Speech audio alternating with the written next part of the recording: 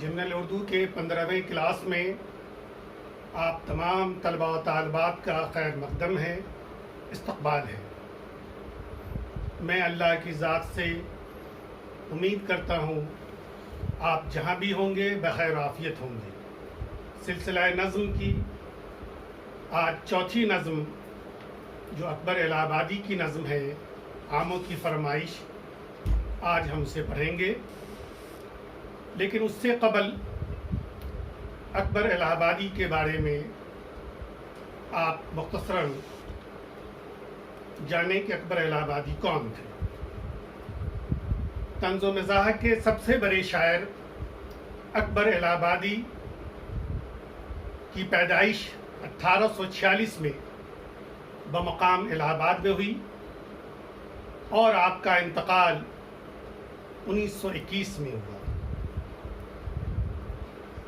اکبر الہ آبادی کا پورا نام سید اکبر حسین تھا اور آپ اکبر تخلص کرتے تھے۔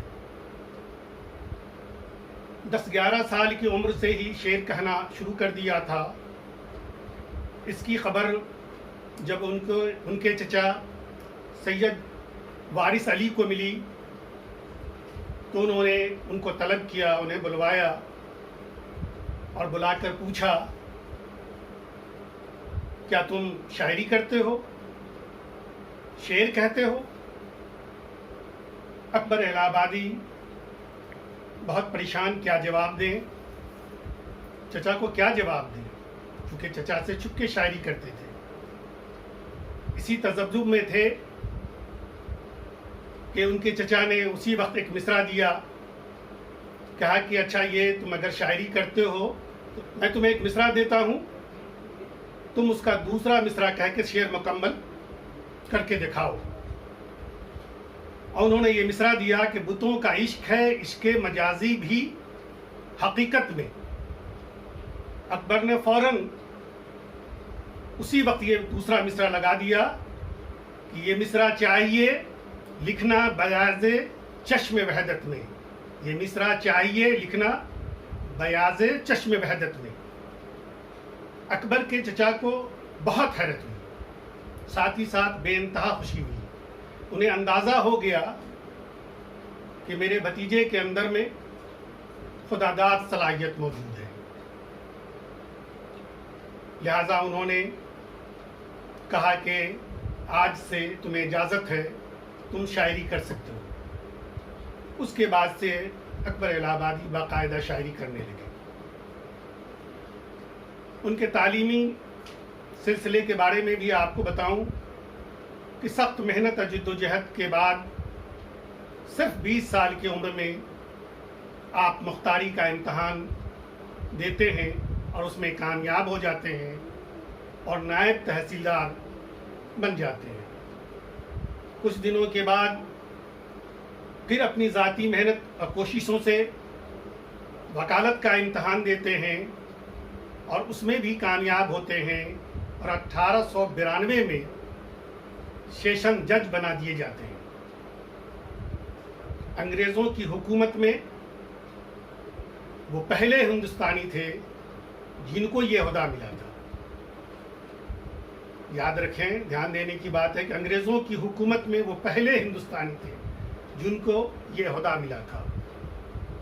1898 میں عدالتی خدمات کے صلے میں انہیں خان بہادر کا خطاب ملا۔ اکبر نے اپنی شاعری کے ذریعے انگریزی تہذیب، انگریزی تعلیم کی زبردست مخالفت کی۔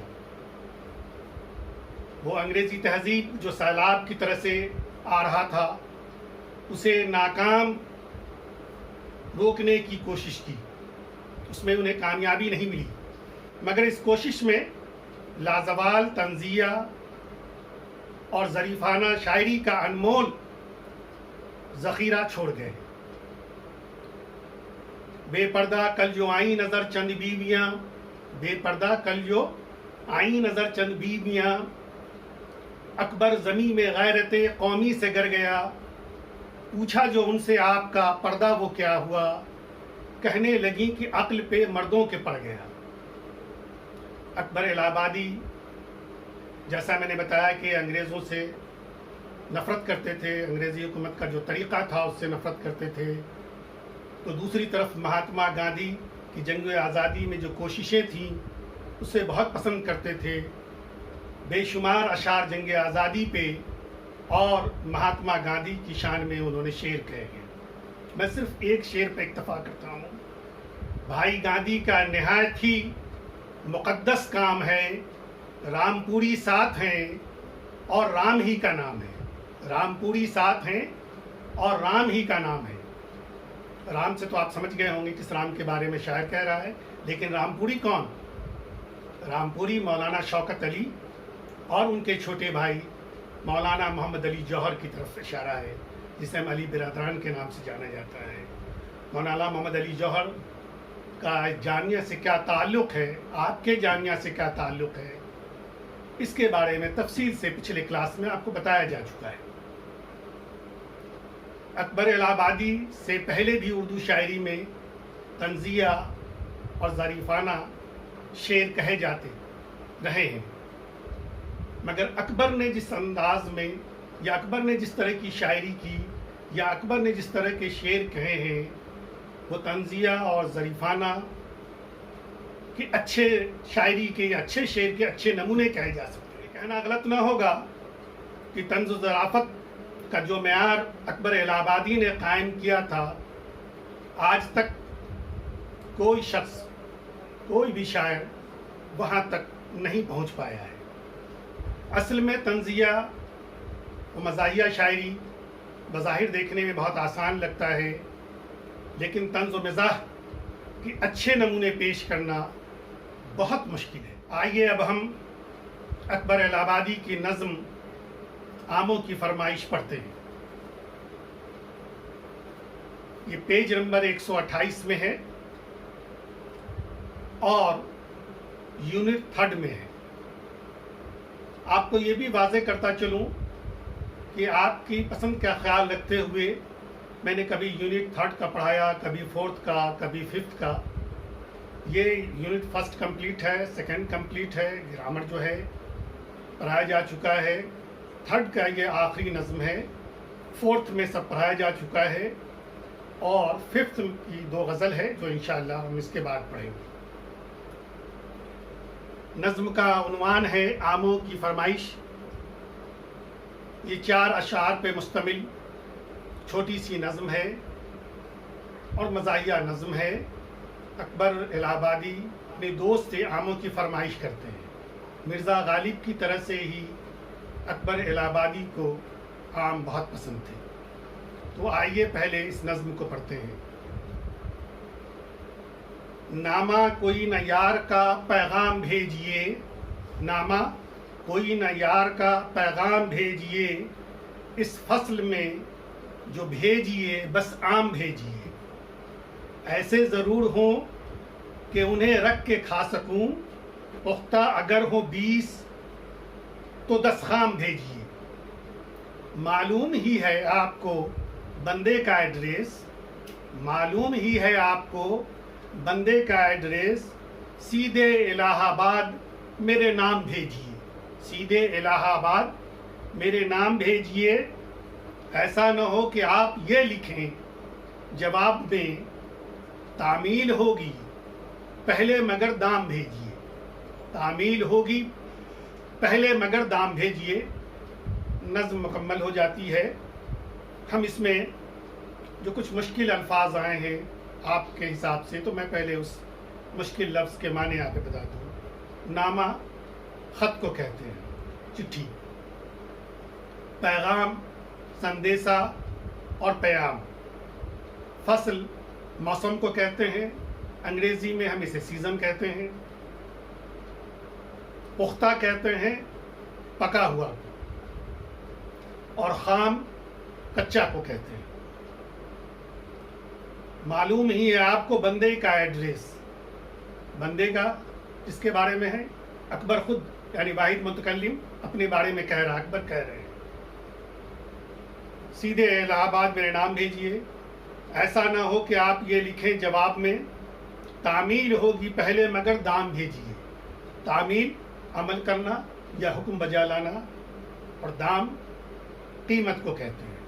اب ہم اس چھوٹی سی جو نظم ہے اکبر الہ آبادی کی مزاحیہ نظم، اس سے پہلے ہم آپ کو یہ بتا دیں کہ دیکھیے آپ نے اس سے قبل 3 نظمیں پڑھی. اختر الایمان کی نظم جہاں اس میں انسان کو اشرف المخلوقات دکھایا گیا، انسان کتنا طاقتور ہے شاعر اس کو بتاتا ہے اپنی نظموں کے ذریعے، اپنی نظم کے ذریعے. اقبال کی نظم ہمدردی ہم دیکھتے ہیں جس میں ہمیں کسی آدمی کی کیسے مدد کرنی چاہیے، انسان پیدا ہی ہوا ایک دوسرے کی مدد کرنے کے لیے بتایا جاتا ہے. وہیں ہم دیکھیں تو دوسری نظم جو مذہبی نظم تھی شخص بس کی نظم، اور یہ چوتھی نظم مزاحیہ نظم ہے.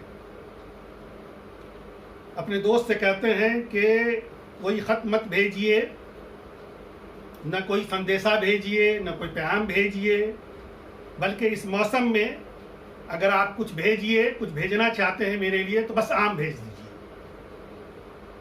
کوئی اور چیز کی ضرورت نہیں ہے، بلکہ موسم کے حساب سے آم انہیں بہت پسند تھا. تو کہتے ہیں کہ میرے لیے اگر کچھ بھیجنا چاہتے ہیں تو صرف اور صرف آم بھیجیے. ساتھ میں یہ بھی کہتے ہیں کہ ایسے ضرور ہوں کہ انہیں رکھ کے کھا سکوں، پختہ اگر ہوں 20 تو 10 خام بھیجیے. شاعر کی یہ خواہش ہے اکٹھے آپ سب پکے ہوئے آم مت بھیجیے، بلکہ 20 اگر پکا بھیجنا چاہتے ہیں تو اس میں 10 کچے بھی بھیجیے. فرمائش کرتے ہیں کہ اگر 20 مجھے آم بھیجنا چاہتے ہیں تو پکا ہوا بھیجیے، تو 10 کچا بھیجیے. ان کا مقصد یہ ہے کہ 2-4 دنوں میں پکے ہوئے آم جب تک کھائیں گے تب تک کچے ہوئے آم بھی پک جائیں گے. تو زیادہ مدت تک آم کا مزہ لینا چاہتے ہیں، زیادہ وقت تک آم سے لطف اندوز ہونا چاہتے ہیں، اس لیے کہتے ہیں اپنے دوست سے فرمائش کرتے ہیں کہ سب پکا ہوا آم مت بھیجیے، بلکہ کچھ تیار بھیجیے، کچھ پکا ہوا بھیجیے اور کچھ کچا بھیجیے. اب دیکھیے اپنے دوست سے کس طرح سے مزاح اس شعر میں پیدا کرتے ہیں کہ معلوم ہی ہے آپ کو بندے کا ایڈریس. کہتے ہیں آپ کو تو معلوم ہے نا کہ میرا کیا پتہ ہے، کیا ایڈریس ہے، سیدھے الہ آباد میرے نام بھیجیے. اور دوسرے یعنی جو آخری شعر ہے اس شعر میں کس طریقے سے مذاق کرتے ہیں اپنے دوست سے. ایسا نہ ہو کہ آپ یہ لکھیں جواب میں تعمیل ہوگی پہلے مگر دام بھیجیے. گویا کہ وہ کہہ رہے ہیں کہ بھائی مذاق کر رہے ہیں اپنے دوست سے کہ آم کے بدلے میں ایسا نہ ہو کہ آپ ایک خط لکھ کے بھیج دیں اور کہیں کہ بھائی آپ کی حکم بجا لایا جائے گا، آپ جو فرمائش کر رہے ہیں اس فرمائش کو پوری کی جائے گی، لیکن یہ آم کی قیمت تو بھیج دیجئے، وہ پیسے تو بھیج دیجئے. ظاہر ہے کسی دوست سے اس طرح کی جب کوئی فرمائش کرتا ہے وہاں یہ امید نہیں رکھ سکتا کہ وہ جو چیز منگوا رہا ہے اس سے قیمت لے گا. لیکن صرف اپنے دوست کو، جیسے میں نے کہا طنز و مزاح کے شاعر تھے، تو اس شعر میں بھی اپنے آخری شعر میں اپنے دوست سے آم کی فرمائش کر رہے ہیں، آم مانگ رہے ہیں، لیکن مذاق کر رہے ہیں کہ ایسا نہ ہو کہ آپ یہ لکھیں جواب میں تعمیل ہوگی پہلے مگر دام بھیجیے. کہہ رہے ہیں دوست سے کہ ایسا نہ ہو کہ آپ یہ لکھ بھیجیے کہ بھائی پیسے میں تو آم بھیجوں گا، ضرور بھیجوں گا، بھائی آپ کا حکم ہے سر آنکھوں پر، لیکن پہلے اس کی قیمت تو بھیج دیجیے.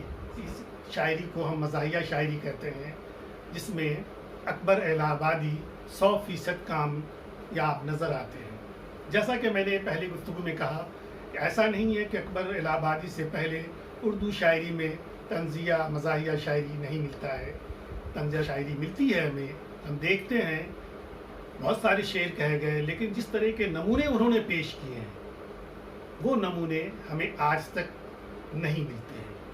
اس لیے ہم نے کہا شروع میں کہ اکبر الہ آبادی طنزیہ اور مزاحیہ کے سب سے بڑے شاعر ہیں.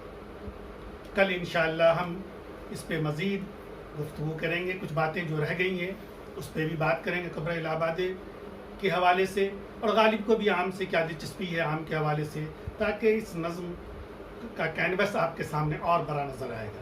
بہت شکریہ. اللہ حافظ.